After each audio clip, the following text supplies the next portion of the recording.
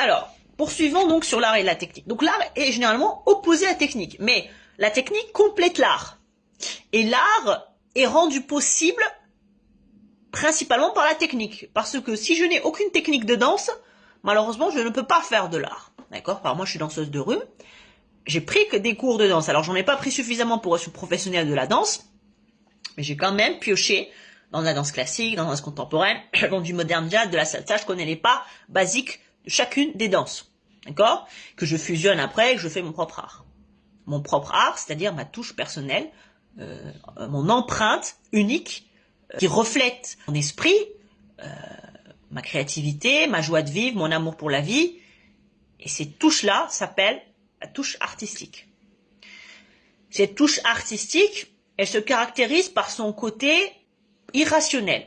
Donc Kant, il nous dit dans une citation extraite de la critique de la faculté de juger, 1790, le génie est la disposition innée de l'esprit par laquelle la nature donne les règles de l'art. Donc la nature même de l'être humain va lui inspirer intuitivement des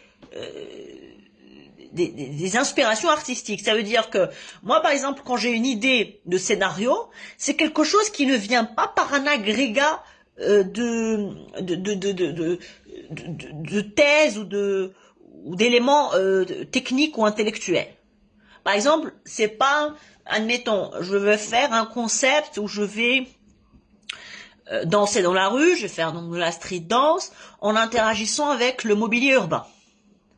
Donc où je vais entourer un arbre, et puis je vais me cacher derrière là, puis après je vais tourner, puis après je vais faire semblant que je suis pourchassé par un lion alors que je suis en pleine ville, qu'il y a les adversaires, qu'il faut que j'esquive les obstacles en fait qui sont donc les poutres, les bancs.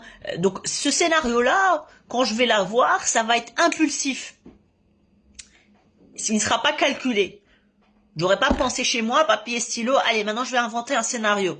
Non, le scénario, il tombe à moi comme une pomme, comme une inspiration soudaine, comme une révélation, en fait, spirituelle. Donc de l'esprit, hein. Quand je dis spirituel, c'est la vie de l'esprit.